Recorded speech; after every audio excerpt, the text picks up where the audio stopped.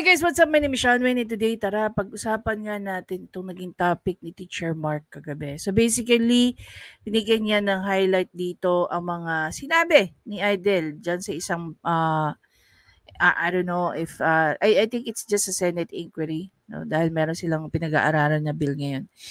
Anyway, actually, para sa akin, si Teacher Mark ang best person dito because this is his areas of expertise. We all know naman that Teacher Mark is an educator. Now, maliban dyan is pinupush niya na ang mga kabataan natin makatapos ng pag-aaral. Okay. So basically dito sa Senate inquiry na to, nakapag-grandstanding ba si Idol? Hindi naman. No? Pero nakita natin na may mga issue siya about sa K-12. Hindi ko alam nga, kagaya nga ng tanong ko rito, asan ba ang issue ni Idol? Sa K-12, sa standard ng employment, or sa standard ng isang employer, o nagpaka-sad boy lang siya. 'Di ba? Tiningnan din natin yung background ng kanyang mga kapatid, no? Educational background lang naman dito na pagtanto natin na ilan sa mga kapatid niya ay nakatapos naman ng kolehiyo. I think. Wala lang tayo nakuhang information tungkol kay Ben Tulfo. Okay? When it comes kung saan siya nakagraduate. So, gagawin lang natin guys, magbibigay tayo ng commentary dito sa mga sinabi ni Idol Rafi at saka syempre napaka-importante din yung mga inputs niyo rito. Tara, umpisa natin. Persons. Isang karapatang pangtao po ang pagkakaroon ng trabaho. Mr. Chair, ang trabaho ay pinanggagalingan ng dignidad at respeto ng isang tao. Samantalang taong walang trabaho ay miserable. Work goes into the very core of what makes us decent people. And so, here in the Senate, pursuant to our Constitution, Nag-agree ba kayo doon? Works makes us what? Balikan natin, sabi niya, no? English eh. Thank you very much, Mr. Chairman. Next week of the K-12 program, good morning to all our distinguished guests and resource persons. Isang karapatang pangtao po ang pagkakaroon ng trabaho. Mr. Chair, ang trabaho ay pinanggagalingan ng dignidad at respeto ng isang tao. Samantalang taong walang ang trabaho, pinanggagalingan ng respeto at dignidad ng tao. Depende siguro. Not in all cases. Ang trabaho ay miserable. Work goes into the very core of what makes us decent people. Very core what makes us decent. Lahat ng tao may trabaho, no? Or rather lahat yung mga tao na may trabaho, that doesn't mean sila ay outright dissenting tao. Merong mga taong may trabaho pero hindi disente. 'Di ba? Dahil yung paraan ng yung ano yung term doon? Yung tema ng kanilang trabaho, yung kanilang pagkatao sa pagtatrabaho, 'di ba? I mean, being decent is something that you don't take it lightly. People. And so, here in the Senate, pursuant to our constitutional mandate, we continue to find ways to equip our people with the right tools toward being effective members of the workforce. In academic year 2016 to 2017, the Department of Education began to implement the K-12 Senior High School Manual of Operations. This is the aspect of the K-12 program where the senior high school graduates are given education and training sufficient for 4 potential exit points. Number 1, employment. Number 2, entrepreneurship. Number 3, middle-level skills development. And number 4, higher education. So much research, study, public funds, and hard work went into the implementation of the K-12 program. And while some are getting impatient on the promised results of employment opportunity for our senior high school graduates, I believe that we should first try to support what has been started instead of having a knee-jerk reaction of abruptly terminating its implementation. Para matulungan po ang K-12 program, kailangan po natin munang aminin sa ating mga sarili ang problemang kinakaharap po nito. Ito guys, no, I remember there was I think there was a small discussion about sa K-12, no, initiated by DepEd as well as PGMA. So, parang lumalabas doon that gusto nilang gamitin yung last 2 years para maging college ready ang isang estudyante, if I'm not mistaken. They want to make the K-12 program more sensible, no? To achieve that goal, yun yung tinatanong ng maraming tao. Na-achieve ba ng K-12 program ang goal nito kung bakit siya inimplement? One of which we failed, itong sinasabi ni Idel, na hirap ang mga K-12 graduate na makahanap ng trabaho right away. Eto guys, no? I think I've asked that last year, no, sa maraming magulang. Tinanong ko, ano ba benefit? No, magulang muna. Syempre, magulang nagpapaaral. I remember, no, back in the day, sabi ng nanay ko, when I was talking to her, ang pinakamahirap, no, ang pinakamahirap na, what do you call that, na hinaharap ng mga magulang na may pinapaaral is yung araw-araw na baon. Baon, school requirements, at kung ano-ano. Kasi ang tuition fee, pag nagparal ka ng private, may ipon mo naman yan eh. Pero paano makakaipon ng isang magulang kung doon pa lang sa araw-arawan na baon, eh hirap na sila. Kaya ang daming magulang ang umalma tungkol sa K-12. Diba? Because it is an added financial burden to every family who's sending their students to school. Kaya karamihan din guys, hindi na halos nakapagtapos ng K-12. Kasi hindi na kaya ng mga magulang. Diba? And ano ba ang minimum age dito ng employment? 18 years old. Alam niyo nung nagka-college ako, I was somewhat like enticed, no? Na magtrabaho din sa mga fast food. I think it's fun back then. Pero nanindigan yung mga magulang namin na hindi, walang magtatrabaho sa inyo hanggat nag-aaral kayo. Kaya hindi namin naranasan yun. Ibig ko sabihin is that, kung talagang gusto ng isang estudyante o ng isang graduate or ng isang 18 years old qualified to look for a job, ang mga fast food, sobrang andami na. Noon pa man, marami na pong mga nasa 18 years old na nagtatrabaho sa fast food. And then pumasok na ang BPO industry. Ang dami po sa BPO industry, no? Ang tumatanggap ng undergraduate from college, graduate ng K-12 as long as pasok ka sa requirement. Sila na nga lang din ang industriya na tumatanggap ng senior citizen. 'Di ba? Ganon naging diverse ang market. So kanino ba ang problema? Nasa programa ng edukasyon? Nasa mga ino-offer ng TESDA? O nasa tao? 'Di ba? Tuloy tayo. Sa totoo po, hirap po makapasok sa trabaho ang ating mga senior high graduates.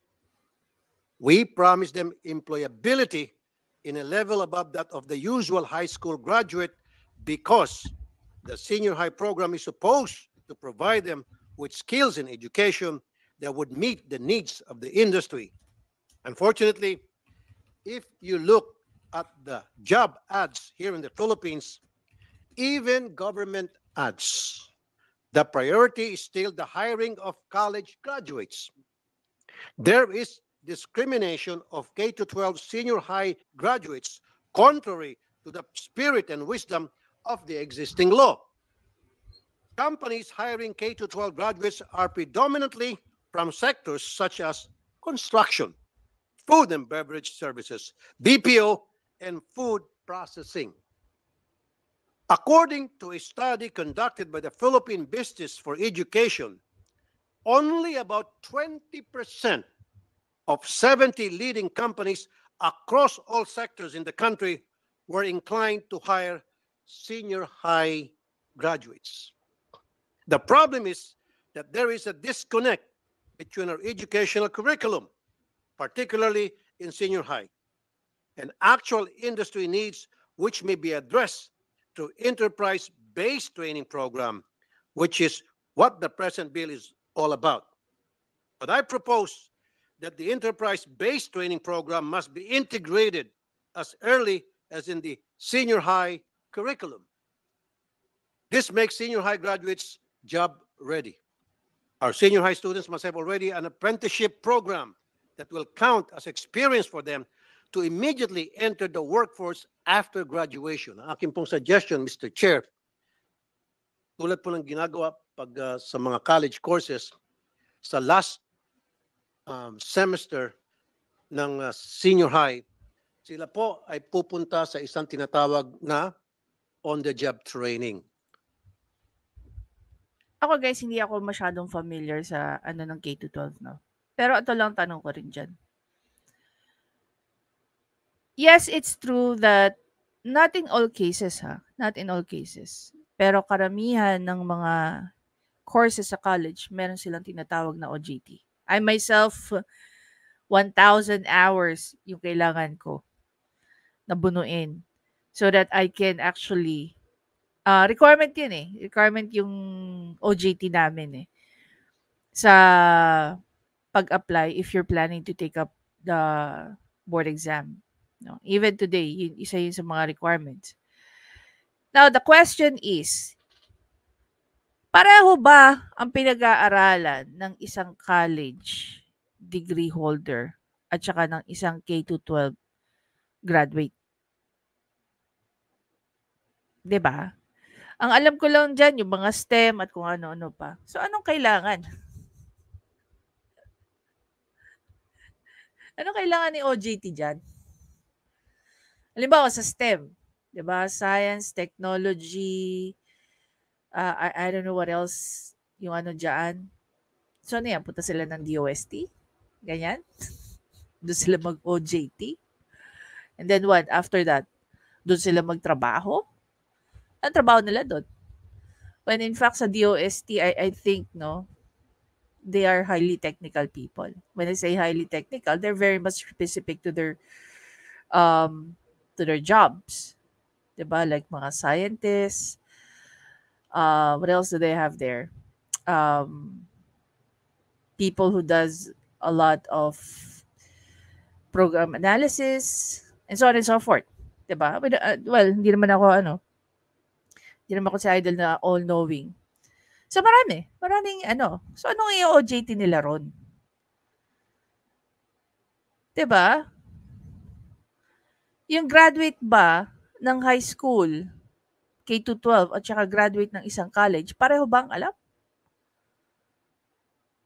Diba? Kasi either yung pag-OJT mo is a requirement para makatapos ka or makakuha ka ng board exam, or i-apply mo yung lahat na natutunan mo. Well, definitely, apply mo syempre lahat na natutunan mo all throughout your college years. Which is 4. No? Na unlike with etong K-12, diba? Anong i-apply mo sa isang company na natutunan mo dyan sa K-12? I don't know. Sa company o sa field na gusto nilang papasukin. And after makapagbuo sila ng kanilang several hours required, then when they graduate, sila po ay meron na agad trabaho sapagkat sila po ay nasanay na doon sa kumpanya na kung saan sila nag-on-the-job training, na alam na nila yung mga pasikot-sikot doon. You know what I think with Raffy Tulfo, no? Kahit naman siguro siya may standard siya. No, hindi lahat ng tao nag-a-apply sa kanya itinatanggap nila. And even if mag-undergo ng on-the-job training sa kanila, I really don't think lahat ng mga tao fit sa kanilang organization. This is why I don't know kung ano yung issue ni Raffy Tulfo rito. Meron ba siyang problema dahil ang mga companies ay may kanya-kanyang standard? No? Or meron siyang problema dahil hindi na meet ng K-12 ang goal na sinasabi nito when it was implemented back in 2016. 'Di ba? You cannot just enforce whatever you want, Rafi Tulfo, sa isang company only because you wanted something. Kahit naman kasi ikaw, if you're going to apply what you want, you are going to hire someone who will fit in your organization. Dahil napaka-importante din that you bring in people na in harmony sa environment nyo, sa culture nyo. Every company have their own culture. 'Di ba? So, hindi mo pwedeng i-enforce yan. And siguro po, doon sa mga company na mag-hire doon sa mga graduate ng senior high, bibigyan ng incentive. Instead na sa present bill na we have suggest Incentives. Wala na ba tayong ginawa kundi magbigay ng incentives? 'Di ba? Hindi ba pwedeng tumulong ang mga companies sa gobyerno, sa society, no? Na mag-employ ng mga qualified senior high graduates sa isang particular job na meron silang opening. Kasi kung panay tayo incentive, ano na lang mangyayari sa atin? Hindi na magkakaroon ng pagkukusa ang mga company. Hanggat walang incentive, hindi gagalaw. Kumbaga, kung walang kusang loob, walang mangyayari.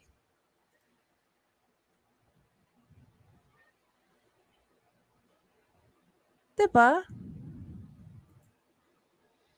suggesting 75%, makakatipid ng 25% ang employer, ang akin pong suggestion, full pay. Kasi nga po, nakapag-OJT na sila during their senior high last SEM.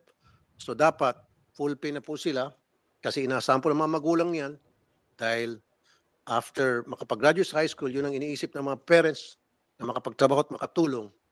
So full pay with all the benefits. Then upon graduation, they should be able to continue their training program, but compensation should no longer be limited to 75% of the minimum wage. There must be a mechanism so that the EBET program will not be abused to circumvent security of tenure and the workers' right to proper and reasonable wages. Hindi dapat ito magamit na parang kapalit ng in-endo scheme ng mga kumpanya. We must clarify the labor standards of the EBET program. And to further encourage employment of senior high graduates and the implementation of this EBET program, we may provide more than just tax incentives. We could also provide recognition awards to participating enterprises and incentives from LGUs for hiring local senior high graduates. Mr. Chair, I fully support this bill dahil ang batas na makapagbibigay ng trabaho at makatarungan na sweldo sa ating mga kababayan ay pangmatagalan na solusyon sa napakaraming problema na kinakaharap nila sa araw-araw.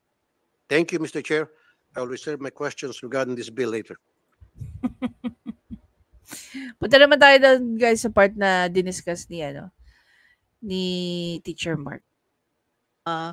Probably that would be between the agreement and the discretion of the employer. One last thing before I give it back to Senator Rafi. Yung work immersion, how long is that?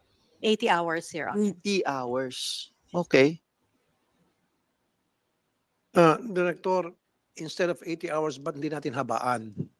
Sabihin natin na maski wala ng allowance, with the guarantee na once nag-graduate na yung estudyante, nakatapos na siya doon sa work immersion, let's say 150 hours or 200 hours, then he or she is guaranteed employment in that company.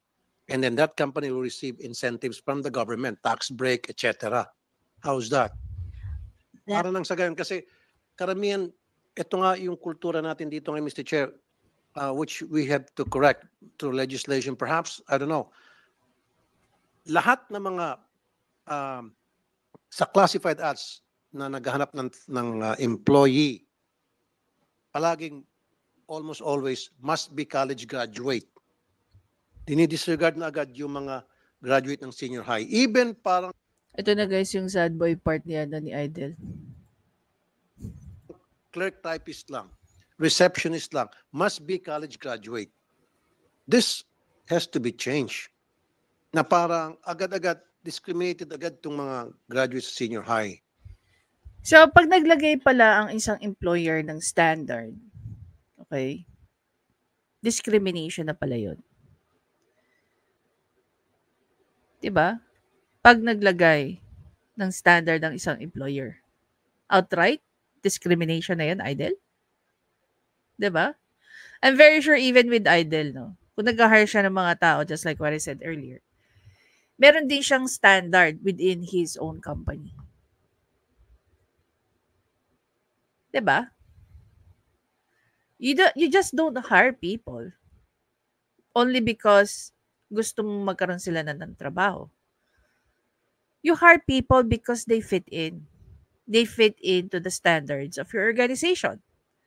They fit in dun sa job description na ginawa ninyo. Diba?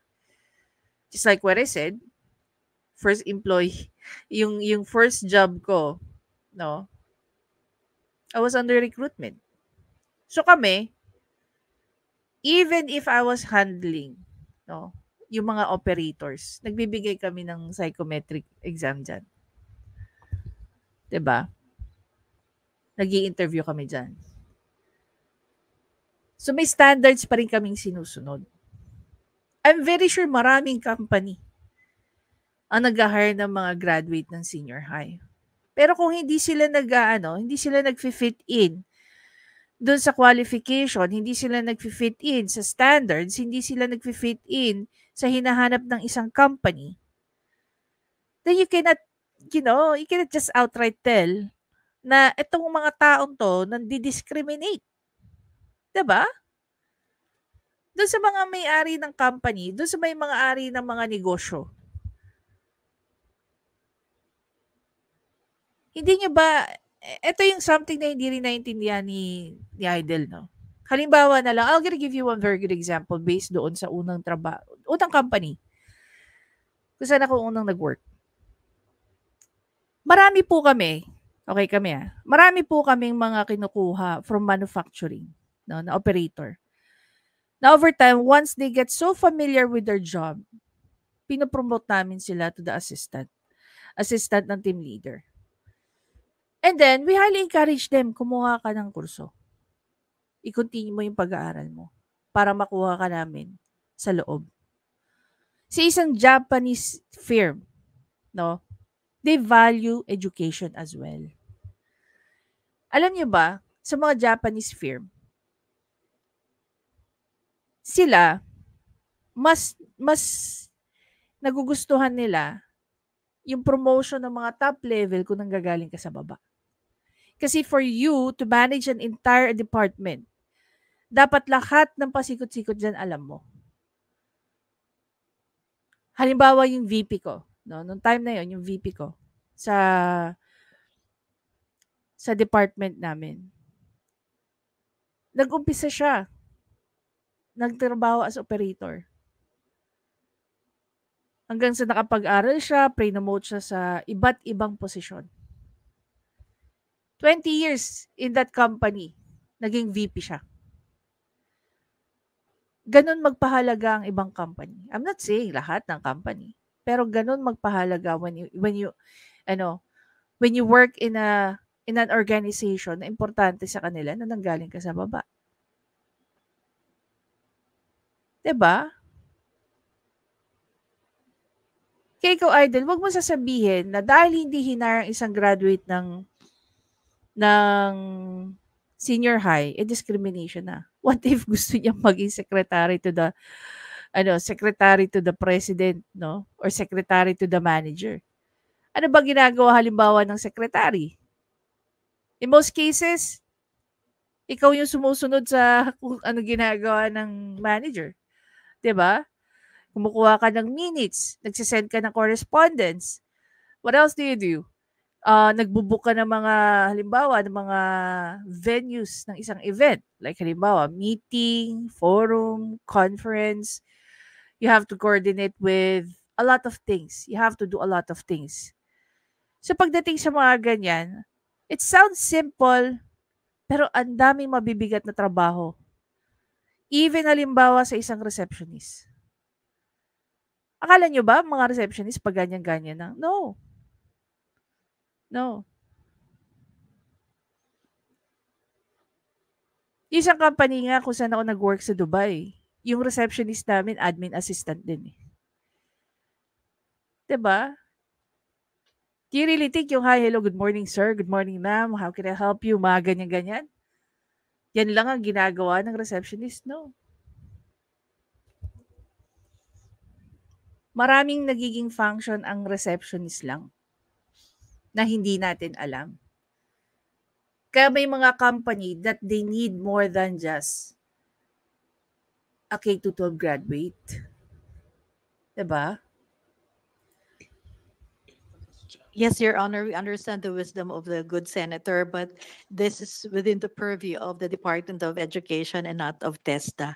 No, yeah, I know. Pero sabi ko nga siguro this is the way to change it is through legislation or maybe pagkatapos ng legislation magawa natin to the IRR. Kasi pansinin niyo po, kahit nasa Job Street, nakalagay Ang tanong dyan, kasi kanino mo i-enforce yan?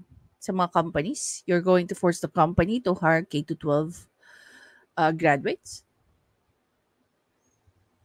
doon. Well, syempre, call yan ng company na nag-hire ng mga empleyado. Di ba? Sa'yo na nanggaling. Call yan ng mga companies. Kasi kung i-apply mo yan, Raffy Tulfo, sa sarili mo, no, as an employer, let's say, gusto mo ba na sa'yo may dumidikta kung sino ang dapat ang i-hire mo at hindi mo i-hire? Of course not. Niya, sasabihin niyo kung anong gusto niya. Pero palagi na lang talaga, Pero, maski na yung typist lang, clerk typist, you must be a college graduate. Pag pumunta ka sa Amerika, ayan. Kanina nga guys, no, I was actually, this is just a refilming. Kanina nga, I was telling, parang part ng sinasabi ko is that sa America guys, by the time you reach, ito yung culture ng states, no? By the time you reach 18, most parents, no? Most white parents, is they kick you out of the house. You can live on your own now. Diba? Kaya mo nang buhayin yung sarili mo. Pero, even if you're in the States and your parents are from Asia, no? Whether Chinese, Filipino, Indians, Pakistani, so basta nasasaklaw ka ng Asia, nasa kultura po ng mga Asyano na pinapaaral ng kanilang anak hanggang kolehiyo. Which is hindi laging ginagawa ng mga other ethnicity na sa Amerika. Especially if you're coming within the USA, no? Some people from Europe, hinahayaan po nila ang mga anak nila na suportahan nila ang sarili nila. Kasi para sa kanila, if you're done with high school, then we're done with you. Pero may mga mayayaman din naman talagang pamilya sa Amerika na hanggang makatapos ka ng medicine siguro, paaralin ka. Usong-uso to. Hindi usong-uso. It's their culture. Now, once you reach 18, you're out of your house, you support yourself.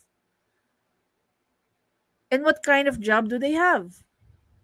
Compare sa mga graduate ng college. 'Di ba? Tsaka iba po yung standard ng pag-aaral sa Amerika.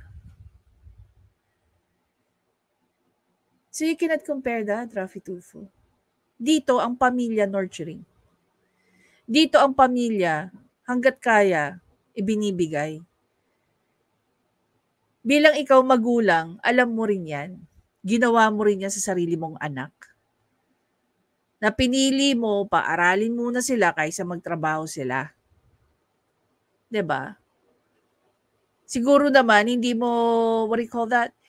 Hindi mo ika-campaign sa mga anak mo na, huwag kayong mag-aral. Tiyan mo nga ako, hindi naman ako nakatapos, pero look at me now.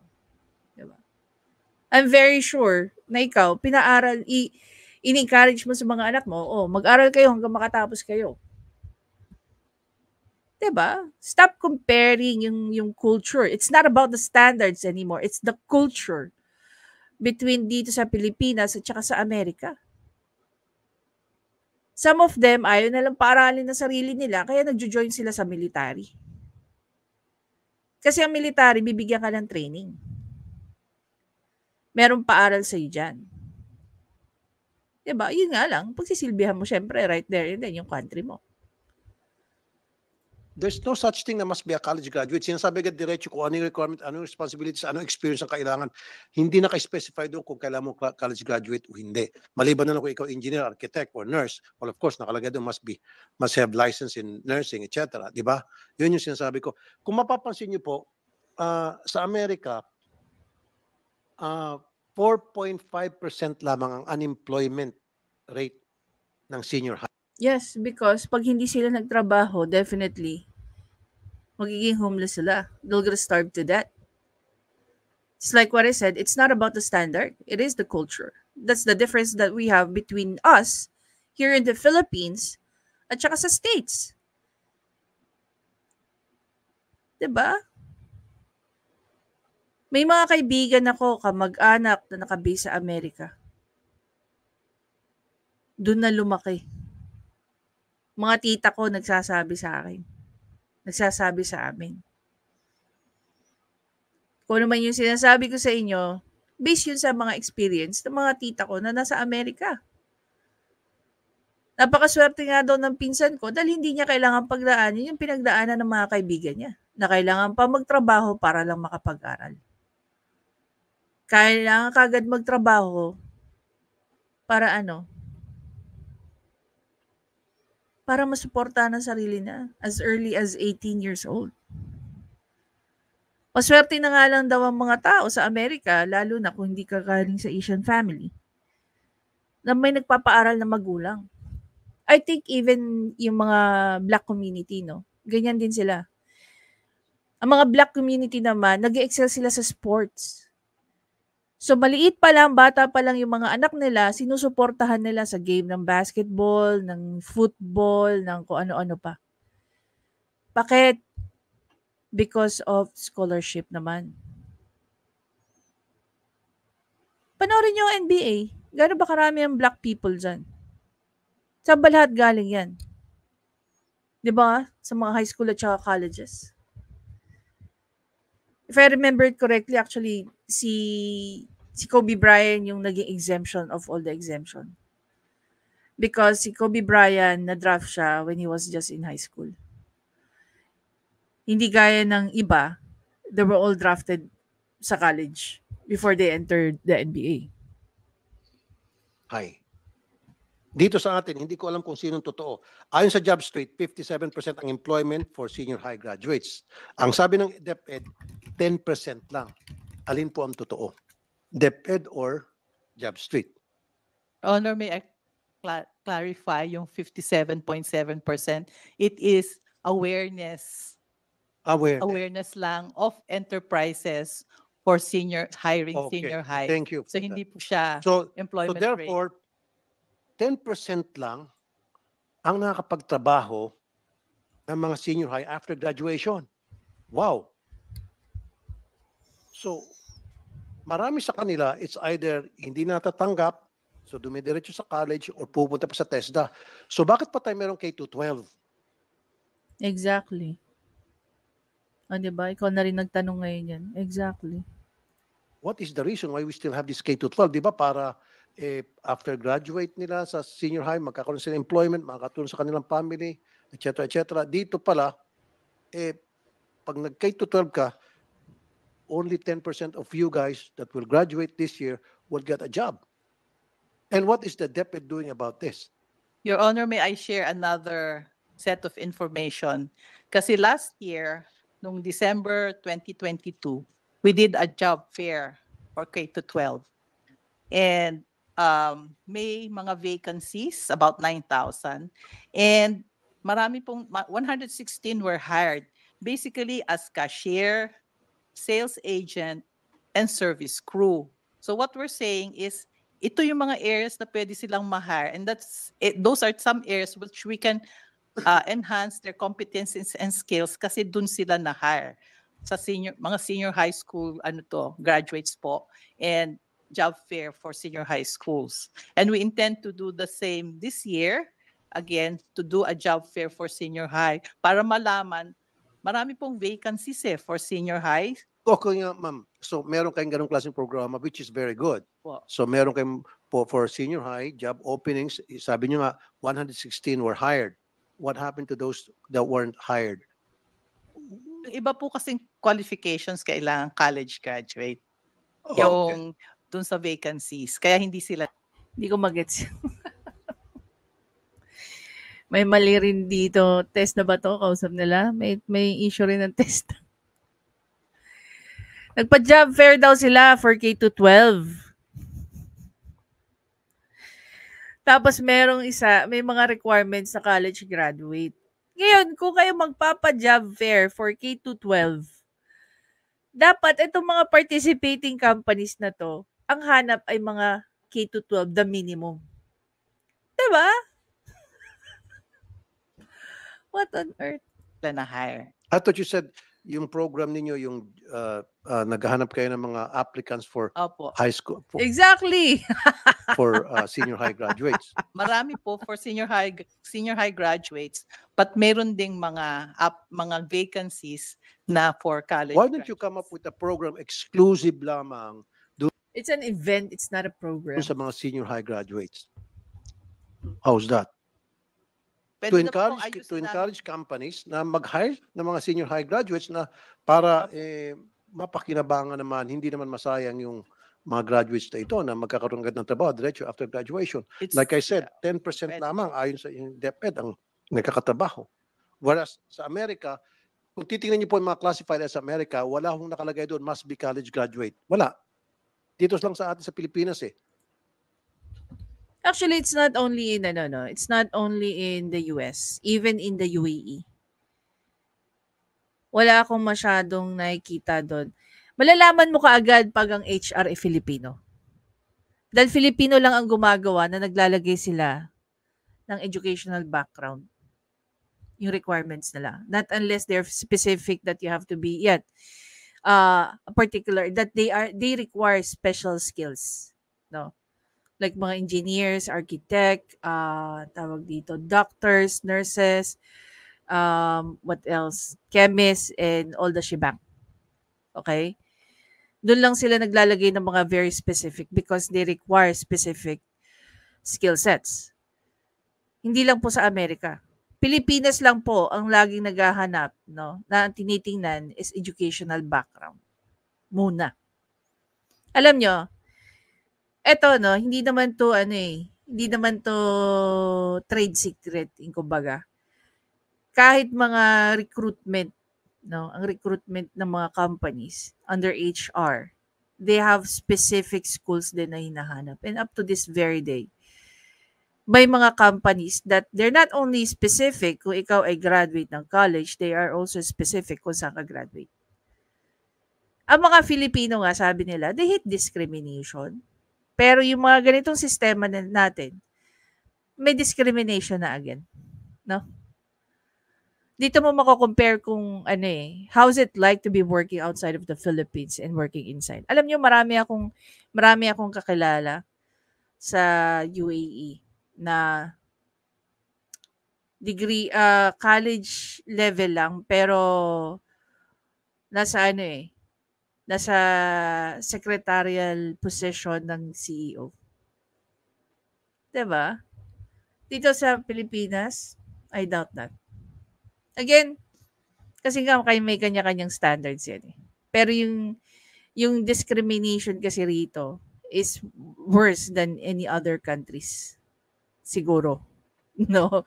I mean, comparing between UAE and the Philippines lang when it comes to finding the right candidate for a particular job. Kahit na typist lang, kahit na receptionist lang, must be college graduate. Hindi nga. Kung ikaw senior high, wala, matiturn off ka. So, ang ginagawa ng iba, magte-TESDA muna. O di kaya, akit sa koleyo. O di ba, ano pang purpose na meron pa tayong K-12? So, this is where DepEd siguro should come in. So, is that okay, ma'am? Come up with a program na May nakita akong post ni Coach Jared. Kung titingnan nyo nga yung ni Coach Jared dito. Dali. Lakihin natin. Sabi ni Coach Jarrett, delayed reaction yan. Last year pa yan ina-address ng DepEd idol rap. Pinunahan ni Senator Raffy Tulfo ang umano'y nararanasan diskriminasyon ng mga nagtatapos ng senior high school kapag nag-a-apply ng trabaho. VP Duterte urges businessmen hire K-12 graduates 2022. Ikaw, Coach Jarrett, pasira ka ng momentum.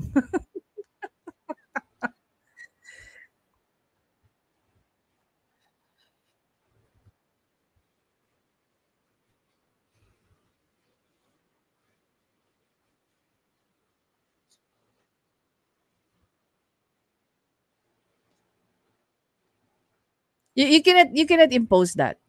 No, you cannot impose that. Rather, dito pala tayo. Nakalagay doon, must be college graduate. Wala. Dito lang sa immersion program na niyan, di ba, pag-graduate niya, pasok na siya doon, regular pay with benefits. And that company who accepted that graduate from senior high, makakakuha ng incentive, government incentive. You know what, Idol, you cannot impose that to companies na halimbawa, they would accept people for apprenticeship and then sasabihin mo, i-impose mo with the guarantee that this person will gonna be employed. Discretion yan. Discretion yan ng isang company whether or not they're going to hire a person. Again, i-apply mo sa sarili mo yung sinasabi mo, by then baka maintindihan mo yan. Incentive, tax break, kung ano pa man. Or siguro ang computation if the BIR is here, per employee na senior high na na-hire niya, meron siyang tax exemption doon, merong rate na bibilangin. Siguro that's one thing that you should talk with the Also, BIR. meron po kaming yung government internship program na pwede din pong ma-training, ma-enhance yung skills ng ating mga senior high schools. Pwede sila din pumasok dito sa government After graduation. after graduation po para ano. No, ma'am. Ang gusto ko na sa pag-graduate nila, may trabaho na May nakita ako netizen kahapon na nag-comment eh. Saan ko ba nakita yun? Bakit hindi daw si Idol ang gumawa niyan? Mag-apprenticeship sa RTIA o dyan sa kanya sa Senado, then i-hire niya. 'Di ba? For him to fully understand his demands. Again, you cannot impose that, Raffy Tulfo, to a private company. Hindi ka parte ng kanilang decision maker committee. sila. Kasi karamihan sa mga magulang, nag-expect na anak, pag-graduate mo anak, tulungan mo naman itong kapatid mo, pag-graduate mo anak, gusto ko makabili tayo ng ganito. Huwag na po yung magte-trade. Ang tanong, yan ba yung expectation na magulang ni Raffy Tulfo sa kanya? And now he is trying to, what they call that, impose that to other people? Mukha namang hindi. 'Di ba? Mukha naman hindi. At saka, ito yung problema natin, guys, no, dito sa Pilipinas. Part of the culture natin. Halimbawa, ito karamihan tong nangyayari sa mga OFW. Pag ang anak nilang OFW, umalis papunta ng ibang bansa, regardless kung anong trabaho niyan. Madalas ang OFW, guys, no, buti na lang yung mga younger generation na OFW. Natututo na kasi nakikita sa mga matatandang OFW. Marami tayong nakikita dyan sa programa niya, sa RTRA, di ba? Ang daming OFW na umuwi ng Pilipinas na halos walang, parang akala mo hindi nag-abroad, walang naipundar. Bakit? Panay tulong sa mga kamag-anak, sa kapatid, sa magulang, and so on and so forth. Alam ko, minsan na ikwento ko na to. No? Meron ako naging kaibigan sa Dubai na umuwi dito sa Pilipinas. Okay? Nagkapamilya yung tao, umuwi dahil nanganak nga yung kanyang naging partner ng kanyang asawa. Ngayon, nagtampo yata yung magulang dahil hindi sila yung unang pinuntahan. Ang unang pinuntahan nitong kaibigan ko ay yung nanay ng kanyang ina at yung kanyang anak, 'di ba? I mean, which is normal. So, nagsama ng loob daw yung magulang and so on and so forth. Sa madaling salita, namatay yung kaibigan ko.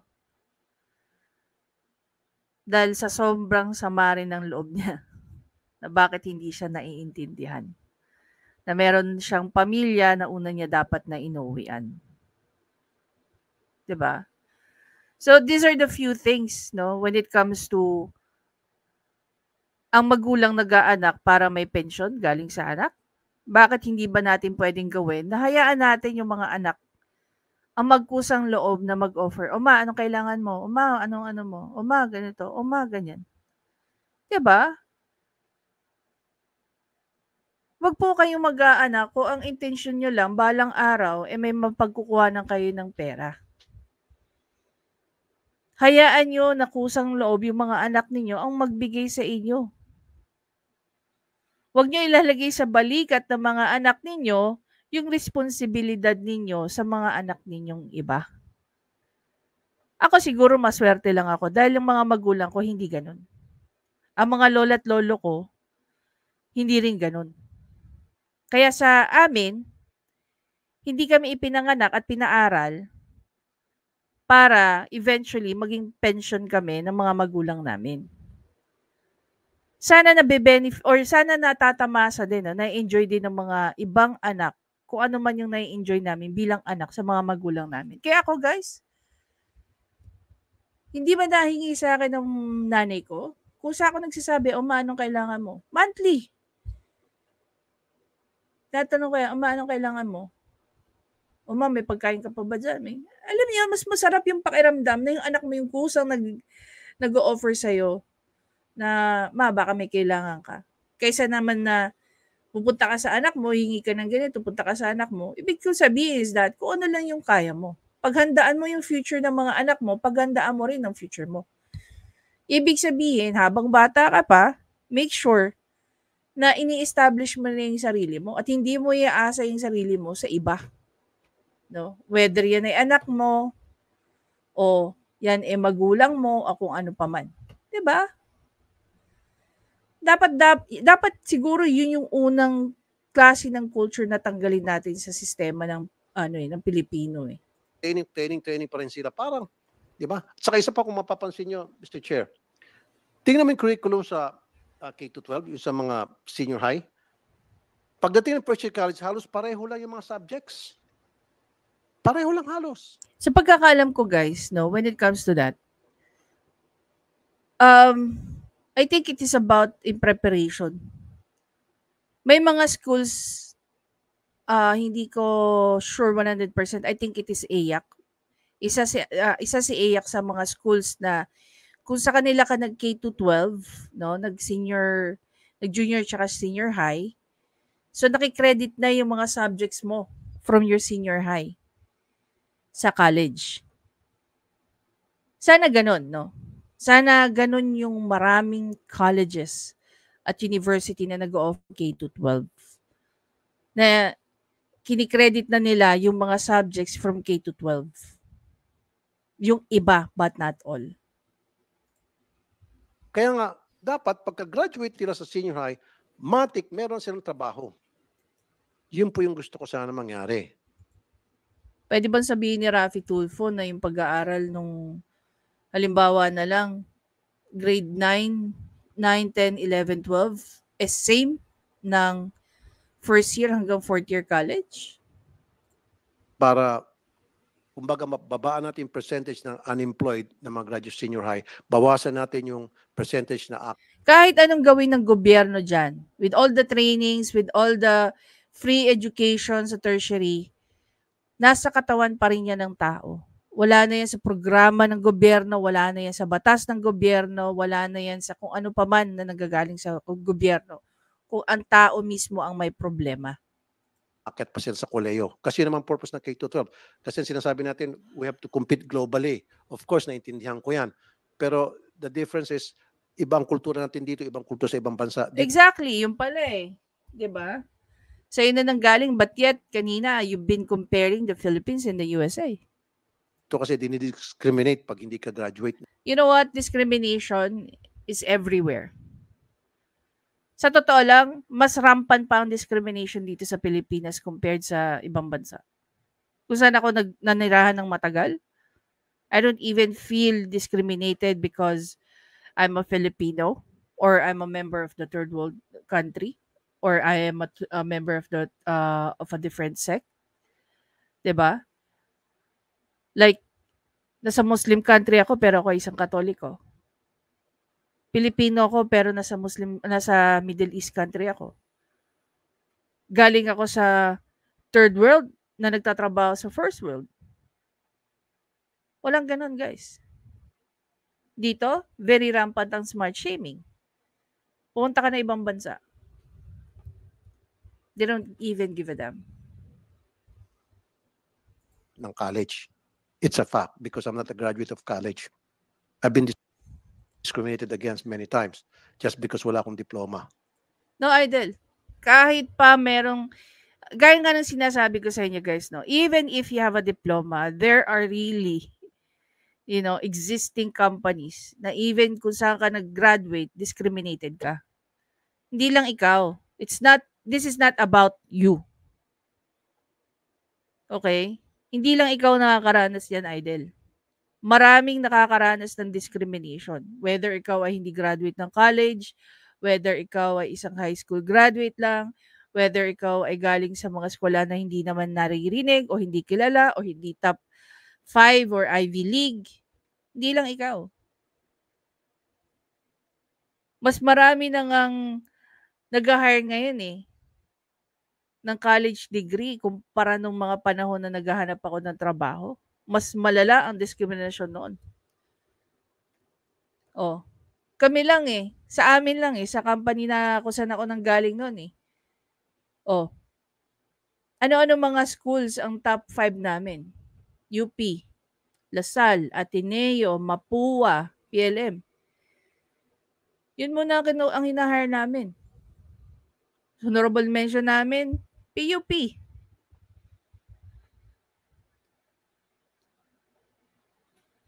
Diba? Hindi lang ikaw na di-discriminate dito, Idol. Dito sa Pilipinas, usong-uso diskriminasyon. Kaya nga pagiging SOGI bill kailangan na rin nilang gustong ipasa Dahil nga sa discrimination din, di ba? Oh. Anyway guys, ayun. Kung kayo tatanungin ko, no, unang-una sa lahat sa mga magulang, ano ba naging benefit sa mga anak ninyo ang K-12? Diba? Is it time na ba na palitan na natin ng K-12? Pangalawa, saan ba may problema? Sa taong naghahanap ng trabaho o sa standard ng isang company?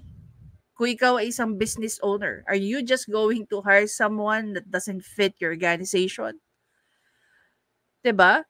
And even ikaw, no, as someone, as an applicant, as an aspiring, employee ng isang company, di ba tinitingnan mo rin yung environment ng isang company? Paano kung hindi rin nag-fit sa standard mo yung environment or culture ng isang company? Are you going to work there? Of course not. Diba? So, masyadong vague tong issue ni Idol Rafi and he cannot enforce anything na he wanted. Just sa sinasabi niya. Diba? Anyway guys, again, maraming salamat sa pakikinig sa aking litanya. Please don't forget to subscribe, like, and comment. I-share nyo na rin guys yung thoughts nyo. It's very important for us to talk about issues like this. Kasi dito makikita natin yung effectivity ng ng K-12 Definitely, maybe some or most mag-agree na hindi na-meet ng K-12 program ang kanyang goal. Kung bakit siya is it time na ba na tanggalin na natin ng K-12? I-welcome natin yung mga bagong proposals in replacement of K-12, which will make more sense. Not only sa students, but of course to the families or the parents who's sending their children sa pag-aaral, di ba, sa schools.